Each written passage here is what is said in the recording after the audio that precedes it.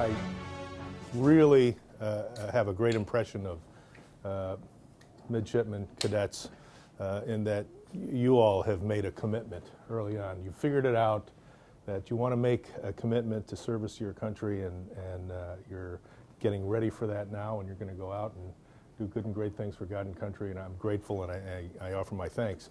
I was not able to figure that out early enough. I went to a school that was about 5 blocks from my house, and just kind of stumbled along through it, and figured, yeah, I think I want to be in service of my country, and I said, this is not the place. It was Loyola University, and I said to myself, if I stay here much longer, I'm going to turn into an alcoholic. And so I transferred to Citadel, and I went to there as a junior, and they said, you know, that's too late. You got to stay here a little longer. We need to pound you, abuse you a little bit longer than just 2 more years. So I stayed there for 3 years, and one of the best things that I learned there was every minute that you're asleep at the Citadel is a minute that you're not there.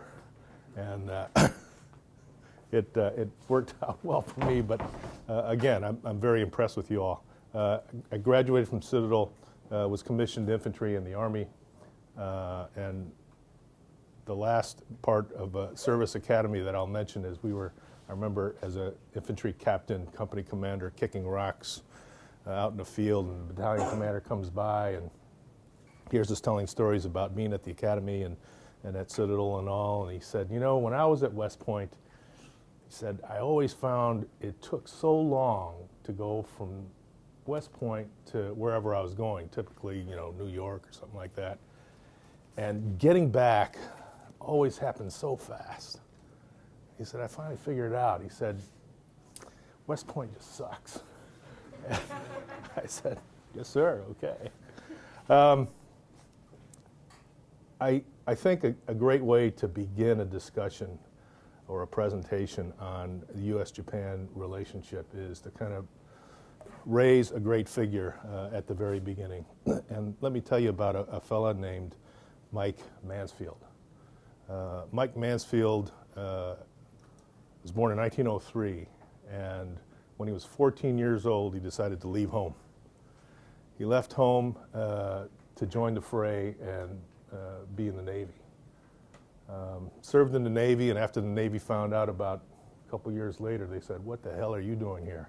You know, you lied to get into the service and you're too young, so they gave him a discharge. After that, he served in the Marine Corps. He served in the Army. He was elected to the Congress, the U.S. Congress, in 1943. In 1953, he was elected senator for Missouri, and from he's the longest serving majority leader in the Senate to this day. He decided to not run in he decided to not run in 77, and President Carter nominated him to be ambassador to Japan. And he was the ambassador in Japan from 77 to 88. During that time that he served in the embassy in Tokyo, the mantra that he always said at every opportunity was, the U.S. Japan relationship is the most important bilateral relationship in the world, bar none. And if you do any reading on Japan, sooner or later you bump into that line. And in fact, the embassy in Tokyo used to be called the Bar None Ranch because he just said it all the time. That was his message. What I want to do is I want to go into a little bit of history of the security environment in Asia. I think it's important because you got to know from where we came. And by doing this, give a little bit of substance, understanding for why this relationship is so important. What was he thinking about? Why is U.S. Japan so important compared to others? But I think if we look at the security environment in Asia, then you get a sense for what he meant. So a little bit of history. We'll go back and start maybe about 1,400 years back. And this is a description of power in the region. Okay, it's not so much culture, although that's important. It's not important to this discussion. It's not about language. It's not about any of those things, but it's about power. All right, where does power rest, and then how does it transition? And then it will connect it up to why is the U.S. Japan relationship so important. If we go back a bajillion years, or at least 1,400, power in Asia was in China. And a manifestation of that power is this tribute system where all others came to the Middle Kingdom to pay respect because they wanted favor from China.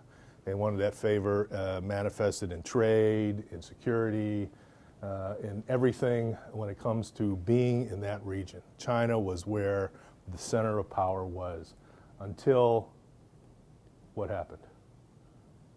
Has anybody taken the history classes of Asia yet? Until Westerners came to Asia, and they wanted to elbow their way in. And Westerners, when I say Westerners, I mean English, Portuguese, French, U.S., but the West found that it had an interest in Asia, and China was the power, and so it attracted all of this interest. That led to things called unequal treaties, and the U.S., England, for the West in general, pretty much taking advantage of China. And a significant point is the Opium Wars in about the mid-1800s, where China was fighting with the British over opium trade, silver, and taking advantage of China is what it boils down to. And that is the point where China starts to take a hit, and you see China coming down in strength as a power. The next significant point is the U.S. Japan, the Sino-Japanese War, 1894, 1895. And that's a war between Japan and China. And the big surprise is China is on its knees, it loses, and that's a clear point in history where you can say this is, after about 1,400 years, China taking this drop in power and stature in the region.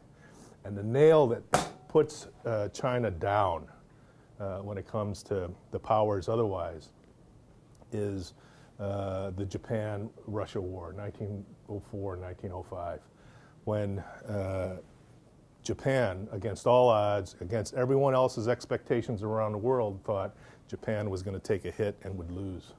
And what was going on in Russia was what? Revolution was brewing, and there was a lot of discontent internally within Russia, and the results of the Russo-Japanese War, in fact, lit a fire in Russia to really make the revolution take off, and it also marked the rise of Japan. All right, and so for a long time, China is the power. The Opium War, China starts to come down. Sino-Japanese War, Japan starts to take over. And the Russo-Japanese War, Japan just says, I am now the power in the region. It's from that point on that Japan is the power, with the exception of the years of the war.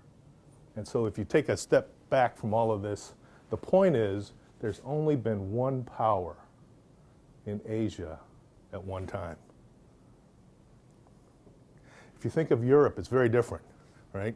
It was very different because at some point the English were in power, at different points the French, the Portuguese, the Spanish, and sometimes they worked together, sometimes they didn't, but there were multiple powers at one time, and sometimes, like I said, they worked together, sometimes not. In Asia, it's completely different. This is the point, the whole time in Asia, there's only one power at one time, until now. Right? What's happening now is we see the re-rise of China. Right? I think if you look at anything nowadays, any articles on China, they often talk about the rise of China. Well, in fact, this is China coming back up. All right? China is coming back up. economically, militarily, diplomatically. It's exercising its influence throughout not only the region of Asia, but beyond Africa and Europe as well. And so the question is, how do we deal with that?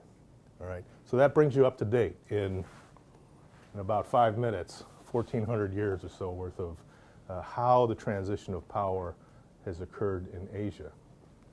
Where does the U.S. come into all of this? Let me take a commercial break right now and ask you a question. What does security and security policy mean? I mean, you guys are going to be in the business of defense, military defense. The next step beyond that is security, right? What does security mean? Anybody want to hazard a guess? Security is, please. I was going to say, like, there's many different aspects of it, securing economic prosperity and, I guess, stability within nations. But one way that we could look at it is preventing large-scale wars, like major war. That's a part of it. That's good. That's good. That's a part of it. Yes, sir. Protecting stuff.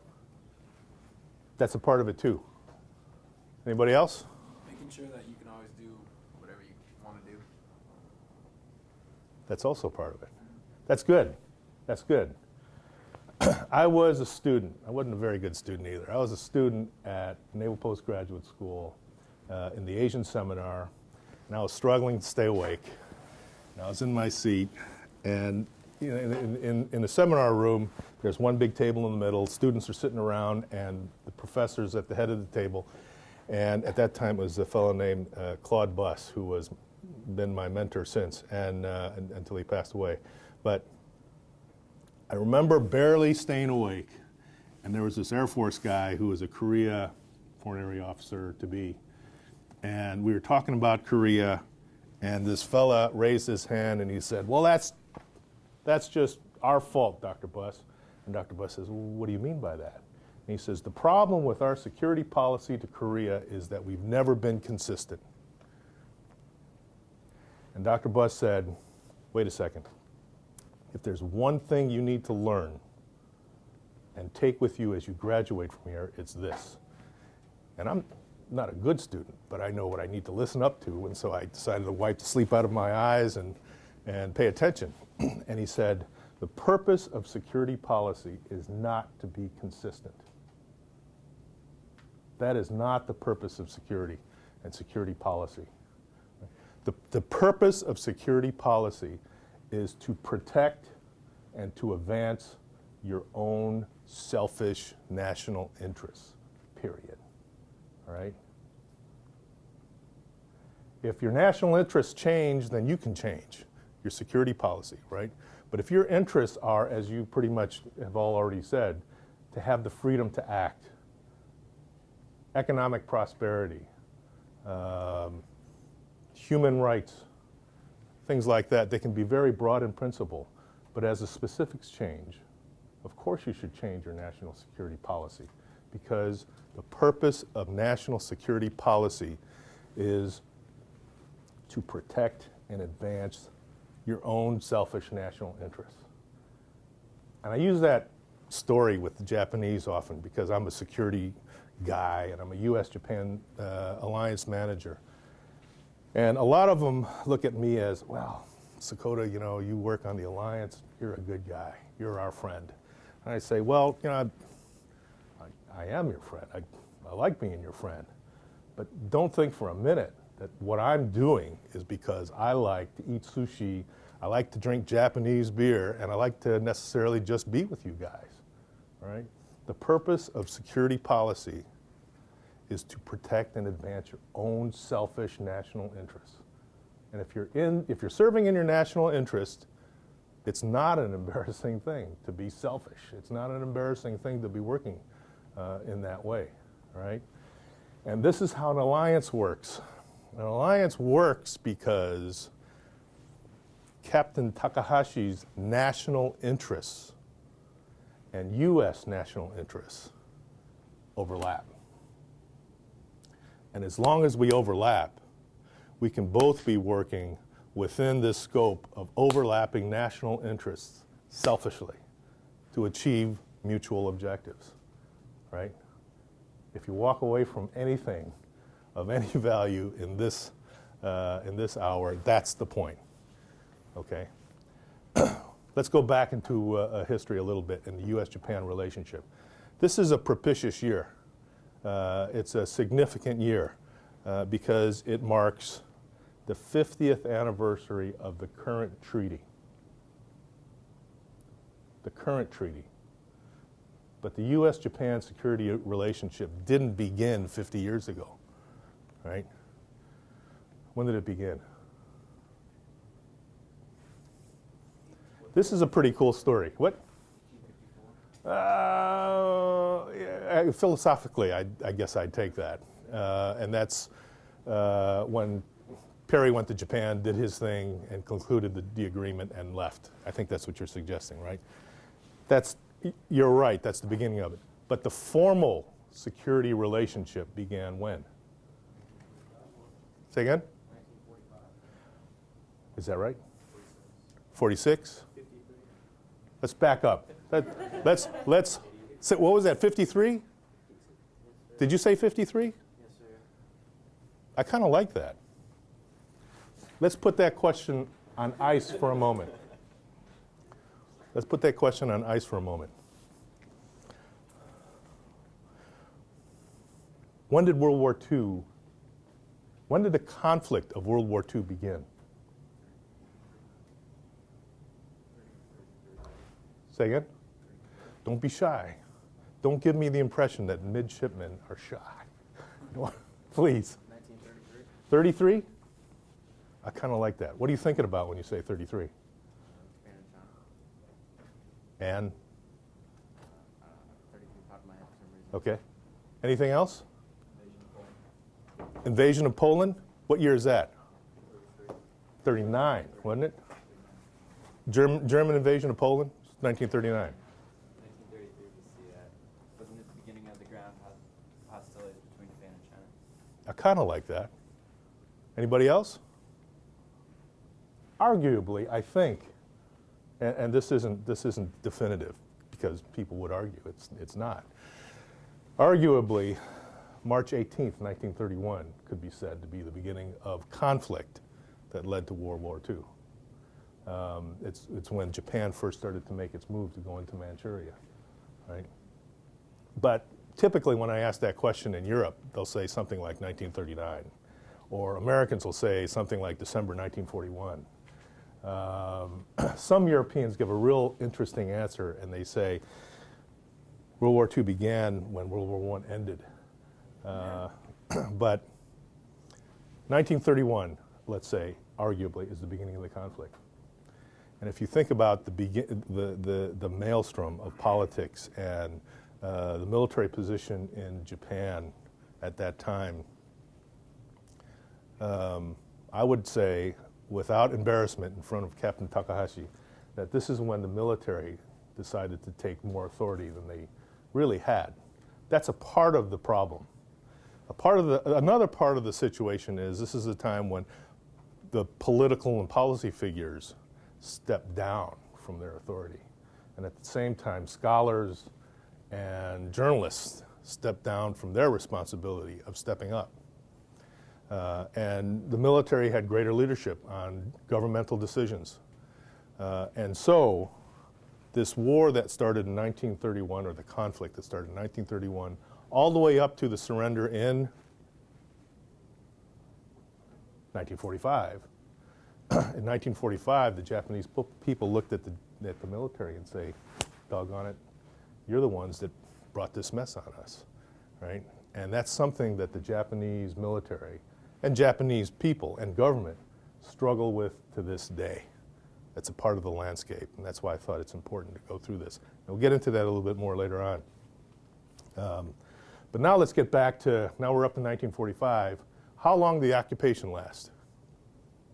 The occupation, the U.S. occupation of Japan, or the Far East Commission occupation of Japan. And it's still occurring in a way. Ooh, that hurts me. That hurts me. When did the occupation formally end? Occupation was from 1945 to 1952. when was the peace treaty signed?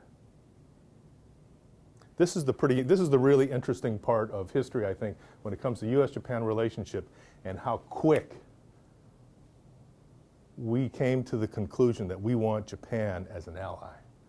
All right? It was done. That decision was done during the occupation. All right? The peace treaty was signed on September 8th, 1951. Multilateral conference that was in San Francisco at the Opera House, where several countries came, Russia excluded, the Soviet Union excluded, and they signed the peace treaty in 1951, September 8th, in San Francisco at the Opera House. And the U.S. delegation and the Japanese delegation said, thank you very much. Glad that we were able to sign this. And they left. And they went over to this place called the Presidio in San Francisco. And it's at that place on the same day they signed the U.S. Japan Security Treaty. And I think it's a neat point in history, and the activities are really interesting because it shows our national security interests were with Japan early on. And we didn't just dream that up on September 7th, 1951. Right? This is something that developed during the occupation as Japan and the U.S. was trying to help Japan get over the ashes and the horror and the starvation of war. Okay, so the point taken, you got it? Our interests with Japan were recognized very early. Now, to get back to another interesting story, on the day that Japan decided to surrender, anybody familiar with this? The Yalta Conference. Yalta Conference is when the Russians, the Soviet Union, U.S., UK came together and they decided this is how we want to deal with Japan. This is how we want to split up Europe. And a discussion of how much pressure we want to put on Japan and issuing an ultimatum. We decided to meet with the Japanese after that and say, you know, you should stop. You should stop this war. It's time for unconditional surrender. And if you don't, something very bad is going to happen. All right, what was that bad thing that happened? Bomb. Hiroshima, right? And we didn't get the right answer. But what was happening in Japan was the War Council was comprised of 6 people. Let me see if I get this right and help me if I got this wrong. It was the Prime Minister, Foreign Minister, Chief of Staff of the Navy, Chief of Staff of the Army, Secretary or Minister of War, and the Minister of Navy. Those were the 6 that comprised the War Council. And they met and they received the ultimatum and they said, well, what are we going to do? And they met and they haggled and they argued and it came down to 3 and 3. Secretary of the Minister of the Navy supported the idea of stopping the war. The Prime Minister and Foreign Minister were also on that side. On the other side was the Minister of War, Chief of Staff of the Army, and the Chief of Staff of the Navy. And they said, hell no. We will not quit. We will not surrender. We will not stop. We're going to continue to fight. And so they were stuck. And they said, well, I guess we got to go see the Emperor. And so the Emperor does not, traditionally, up until that point, did not make policy decisions like that. But hierarchically, he was at the top. So they went and met with the Emperor. They met for about 2.5 hours, 2 hours, 45 minutes, almost 3 hours. And it was a painful meeting where all of these views came to the table, and it ended. And they all came out. It's kind of like a meeting at the Pentagon, by the way. They all came out, and the Foreign Minister, or the Prime Minister said, well, I guess it's clear. We know what to do. And the War Minister, the Army Chief of Staff said, yeah, you're right. It's pretty clear. We know what we need to do. And then the Foreign Minister said, well, I guess I'll write up the speech that the emperor will say to let the people know that we're going to surrender. And then the other three said, what? That's not what we decided. That's not what the emperor said. And then there was more haggling and back and forth and arguing. And finally, after a while, they said, okay, I guess we got to go talk to the emperor again. And so they go in to meet with the emperor. The meeting lasted about 45 minutes. And it was after that meeting, it was clear that Japan would surrender. That's what the emperor wanted him to do. That's what the emperor said. We have to bear the unbearable and things like that. But the decision was made. So they all came out. The Minister of War went back to a place called Ichigaya. And Ichigaya is now where the headquarters for the Minister of Defense is, or the Ministry of Defense. And he went back to his staff, and his staff was comprised of these colonels, these really right-wing, tough, never quit, never say die kind of officers. And he said, we just met with the emperor, with the war council, and the decision is made that we're going to surrender. And these guys went crazy. They said, no, we can't do that. We got to keep fighting. Never quit. We're not going to surrender. We're not going to surrender until the last man is dead. And the Minister of War, whose name was Anami, said, you guys don't get it. This is all with a little bit of an American twist. You guys don't get it. The emperor said, we're going to quit. I have committed myself to support the emperor and to prove that I'm going to stay committed with the emperor and his decision, I'm going to kill myself. So he ceremoniously, he picks his son-in-law to be the second. And he gets on his knees, he takes a short sword, he pulls it across his belly, and the act of committing suicide, or seppuku, is not supposed to be painless. It's supposed to be a process where you take pain, you suffer, and that's a part of the point. And so after about 3 hours, he turned to his son-in-law, gave him the sign, and his son-in-law took the long sword and ended his life.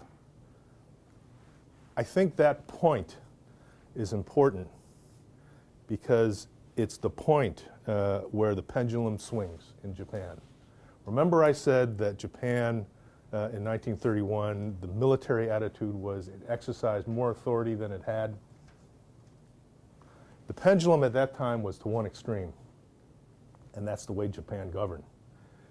When General Anami made his commitment to the emperor, the pendulum swung in the completely opposite direction, right? And that opposite direction is where the civilian entities of government, where politicians, scholars, journalists, Japanese people said no more.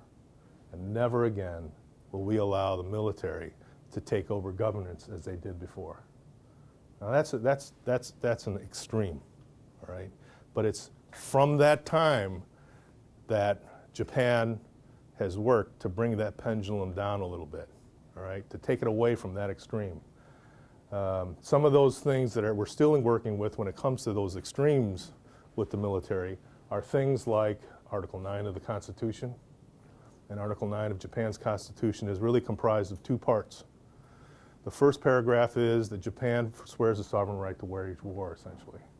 It will not use war to resolve its foreign conflicts. And the second part says, in support of the first part, we will not maintain an Army, Navy, Air Force. Now, the pendulum has come down, right?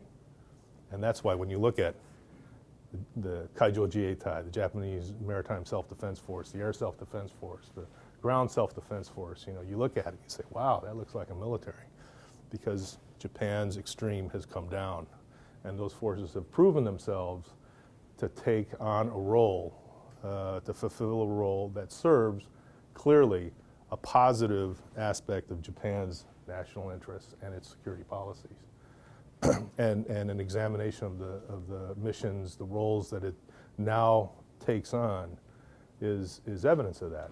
And I'll leave you with that to look up on your own. But this is something that we work with in Japan always.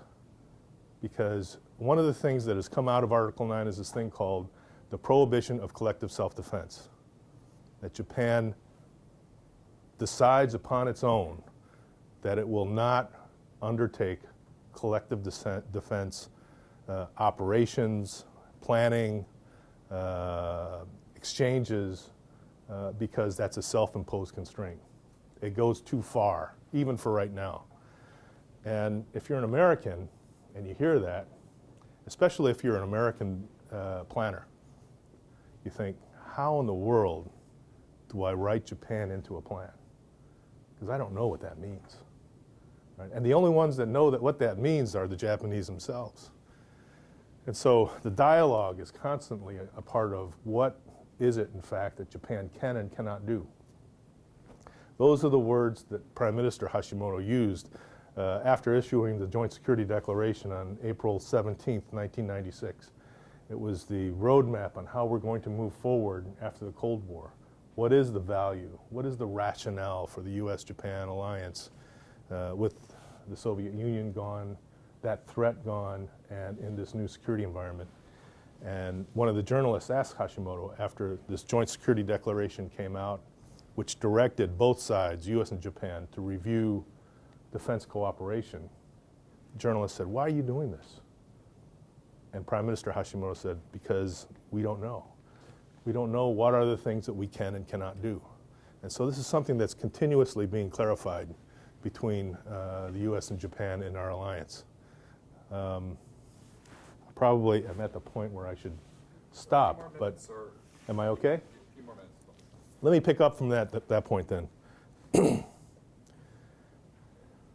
We won the Cold War, but if you look at the treaty, the current treaty that was concluded in 1960, there are two key paragraphs that it's a software on how the U.S.-Japan security relationship works. Article 5 in the treaty is the defense of Japan paragraph. It says the United States will come to the defense of Japan's. More specifically, it says we will defend the areas under Japan's administration. When I first read that, I thought, legal mumbo jumbo. But it matters. It matters because where it comes to play are in places that are in dispute, such as the Senkakus. The background of the Senkakus, let me give you that real quick. We used to administer the Senkakus after the war, after World War II. We administered the Senkakus. As a part of reversion of Okinawa and the end of the war, we gave the Senkaku, administration of the Senkakus back to Japan, right? Well, if we had administration of it and we gave it back to the administration of Japan, then therefore the Senkakus come under the administration of Japan, right? And if you go back to Article 5 of the treaty, it says that's what we'll defend. Areas under the administration of Japan, not Japanese territories. All right, so that's a key part of the treaty that is worth thinking about when you consider territories in dispute. What are areas that are under Japan's administration? It's less clear. But Senkakus is pretty clear, especially since we administered it and we gave it back to Japan, right? The next part, the second part, is Article 6. Article 6 says Japan will provide areas and facilities to the U.S. forces in the interest of Japan's security and the security of the U.S. in the Far East. It's called the Far East Clause, in short. I hate it. I hate the term Far East. Why is that? What is the Far East? Where does that term come from? It's the Far East of what?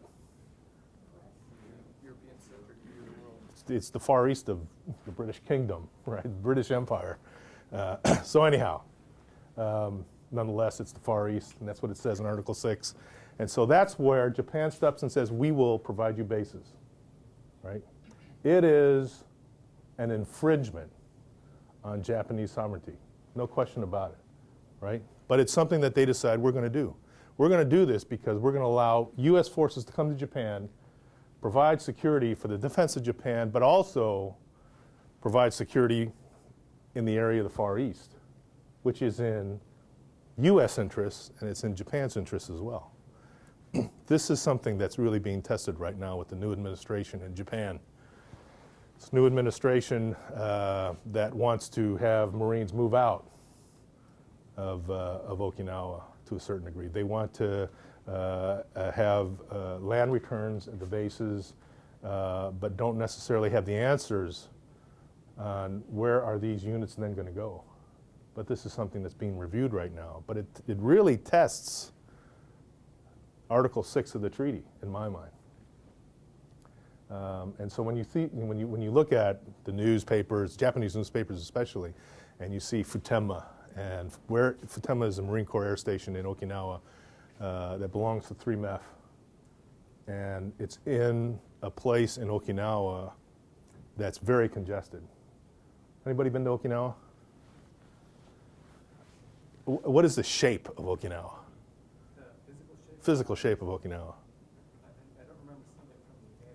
It's this long, thin thing, 72 miles long, right? In Okinawa, 1.3 million people live on that island. Of the 1.3 million people that live in Okinawa, 1 million live in the southern third, right?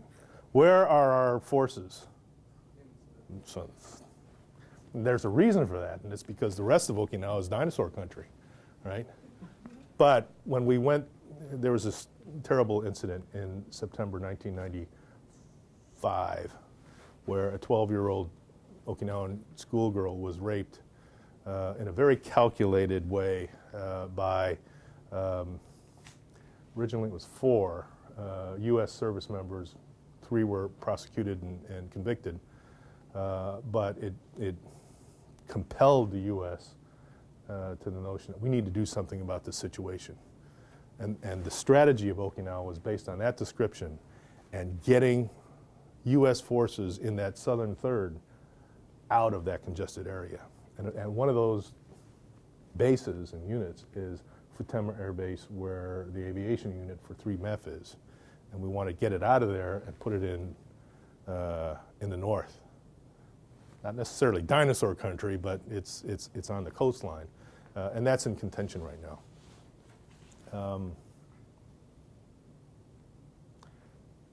Shall I stop here? And I look forward to your questions more than jabbering on. Well, why don't we turn into questions then? Thank you very much for your presentation. You raised some really important issues about the historical and contemporary situation involving the United States and Japan.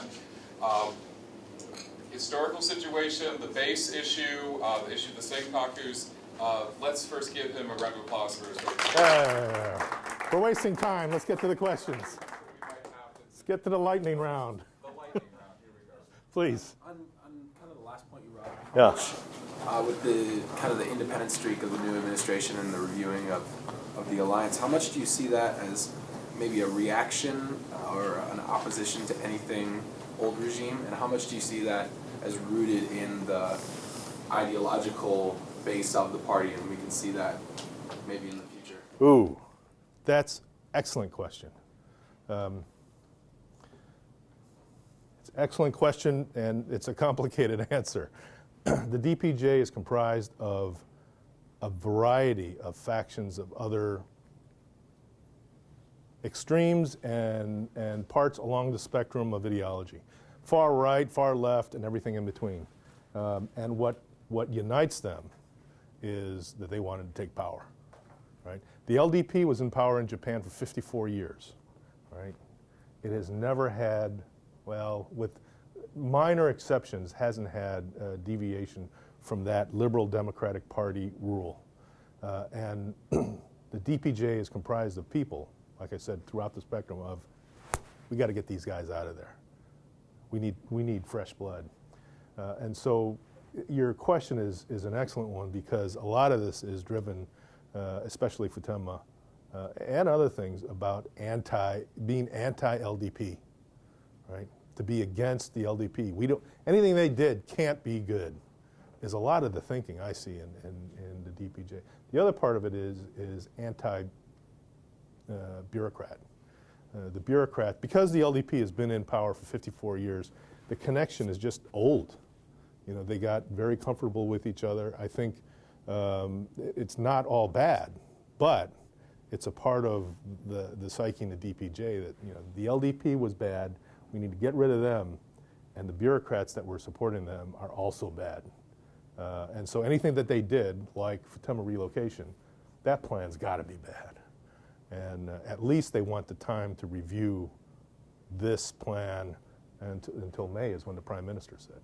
So good point. A lot of it is not operational, but domestic politics. Please.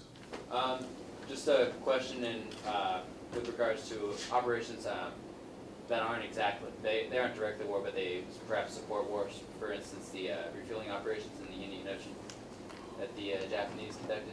Right. How does that kind of figure in kind of like the grayish area where obviously they're not involved in any direct conflicts, but they're certainly supporting them, and what kind of difficulties do you see, I guess, with your counterparts for the relations to the legal aspects of that? Oh, this is one that gets my craw. The authorization for that deployment went through the Diet, Japan's legislative body, and it was not a long-range authorization. In fact, one point, it terminated in November of '08. And to get it reauthorized, this is before the DPJ came to power, they had to fight. The LDP had to fight with the DPJ to get it through the upper house. They did not. And in Japan's constitution, they have a provision where if they can't get a law through, they get the law through the lower house, then it goes to the upper house. If they can't get it through the upper house, it goes back to the lower house. If they pass by 2/3, it's law. And that has been the dynamic since the DPJ took power in the upper house in '06.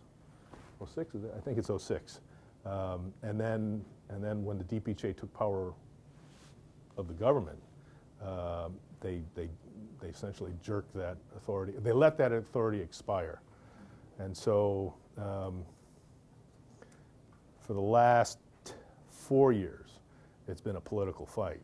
But I think your question is, how does that rub up against the domestic constraints? They found a way. Just like their deployment to Samoa and Iraq. They found a way to deploy forces because it was their way of making a contribution to the development of others and to contribute to security in a troubled area. And so Japan has done that. Are they going to continue to do that with DPJ leadership? I think that's, in my mind, that's very much in doubt. It gets my, are there any other questions? Until you think of questions, I got to tell you this. It gets my craw because when it was passed and it was started to be executed, the U.S. took a lot of the fuel that the Japanese provided in the Indian Ocean in the first year or so. After the first year, the amount of fuel that the Japanese provided in the region really dropped off significantly to the point where in the last year, I think it was almost nothing. Many in Japan look at that operation as a favor to the U.S., and that's the part that gets my craw. It gets my craw because this was done to bolster Japan's image in the region. Japan's image in the region just really skyrocketed to the point where, as everyone knew the authority was going to expire, several in the region that were beneficiaries to this really approached Japan aggressively on continuing the authorization. UK, France, Italy, and especially Pakistan really hit up Japan hard on, please continue this operation. But they decided against it. Yes? You mentioned the pendulum swinging, to one extreme with the military power in government. it's civilian control of the military. That's the context of how this pendulum operated. So, do you notice any kind of little bit shift to the other direction with, let's say, the air chief or the recent ground chief, making these kind of comments that you wouldn't expect from a senior leader? That by this time you should know that you can't say that type things. I think, as in other countries, there's a slice of nationalism that is, super nationalism is an extreme. That's certainly there in Japan. And the air chief, I think, proved himself that he belongs in that slice of extreme nationalism, where he was one that wanted Japan to do more on its own, by itself, without the U.S. That's my view of Tamagami-san, right? General Tamagami, who wrote this article of how he sees Japan's security framework moving forward, and it was very, I thought, nationalist, and at the expense of the U.S. Japan relationship. But it's there. It definitely is there, as it is in most countries. I'm surprised that he became chief with that kind of thinking, but nonetheless, he's a part of that. Even, like the ground chief kind of mocking the prime minister's response to Obama, just trust me type thing. Oh, it's the chief. Oh, just Regiment commander. That was at the bilateral exercise. I think he got caught past his talking points, but I think there is some chafing going on in those that support the alliance so strongly, and most in uniform are in that category. And as I just explained with the Futenma relocation, and this is something my boss said, Mr. Armitage, in Japan at a conference. He said the DPJ government has put its priorities with its domestic coalition politics over the alliance. And as ugly as that sounds, I think that's where it's at. And so if that's the case, and you're one who really works at the U.S. Japan security relationship, that's pretty tough to swallow. But that's politics. If that's how the governing power of a nation wants to move out, especially if it's an allied power, then that's a sovereign right. And that's when that's when the overlap starts to get a little bit less. But we'll see how this turns out. DPJ has never governed before. It's been compared to the Nomuhyang government in Korea and the DPP government in Taiwan as governments that have come to power, have never operated governance before, and they're kind of finding their way as they move along. Yes, sir. Sir, you were talking about collective self-defense before. I was wondering, in Captain Takahashi's capstone, of course, we talked a lot about how Japan's security postures change incrementally. They sort of take little steps to change things. Right. With ballistic missile defense and how we're working with Japan over in Asia, do you think that'll possibly be sort of the breaking point for collective self-defense in terms of maybe if North Korea shoots a missile at us, Japan might change their policy so that they could intercept that missile with their system, or do you think they'll keep it the way it is where they sort of say that that's outside the scope of... This is a great group. You guys have not disappointed me in your knowledge of the topic. Another excellent point. Missile defense has broken a lot of the rules, the self-imposed constraints that Japan had in place. One of them is, I was a Japan director when we began the program, and in 1994, we agreed to move forward on a study, just a study, on how does missile defense work. Our aim, our policy aim at the time, which was in our secret document, this is what we want out of Japan and the relationship, was we want to have an arrangement with Japan where we can co-develop, co-produce, and co-deploy missile defense system. That was the policy objective. And so when we got the study, you know, like it was like a like a tiny step forward.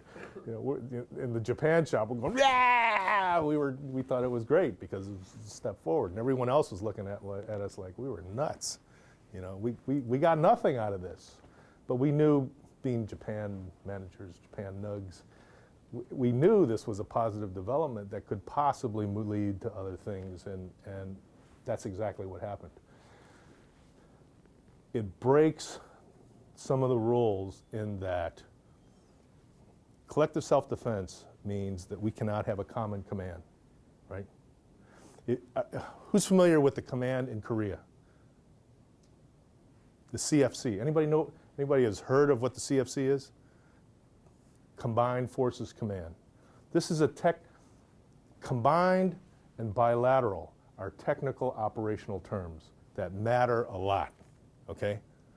In Korea, we have a combined relationship with the Koreans. And the headquarters, the operational headquarters for that is called CFC, Combined Forces Command.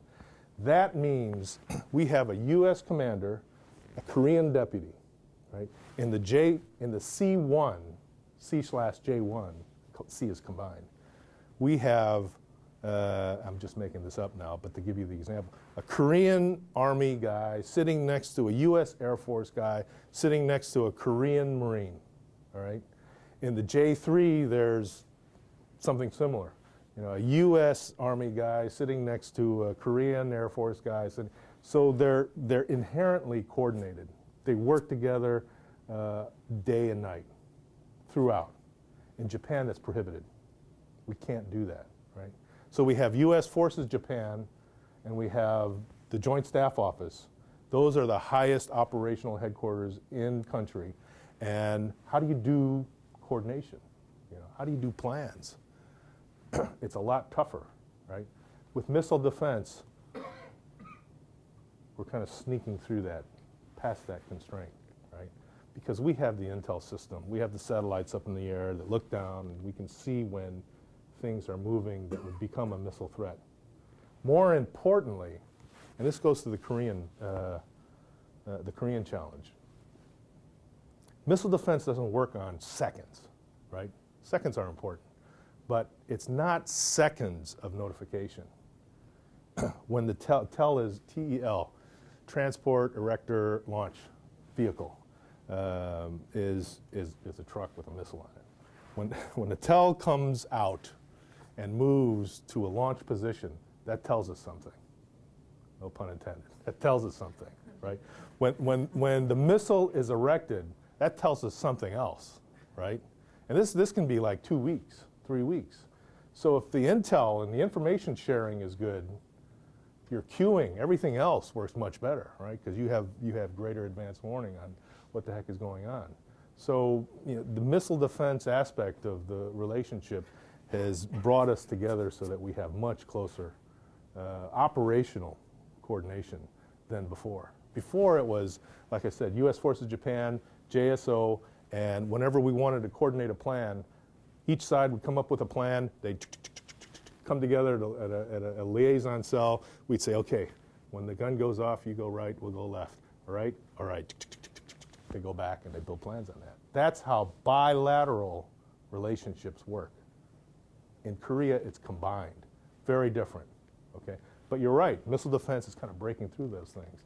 And because co-development was one of the aims that we had with the alliance, there's a technology block. You know, an armaments technology exchange was very limited. In fact, it was non-existent up until the time that we had Star Wars, the Reagan initiative. And that opened up technology exchange a little bit. Missile defense opened up even more, where we're doing, like I said, co-development and co-production. So Japanese components are being made. That was before prohibited. So again, your point is right on, because missile defense has opened up the door, but it's the exception. But now we have the exception, so we can do possibly other things. But it's a politically imposed constraint, part of the pendulum.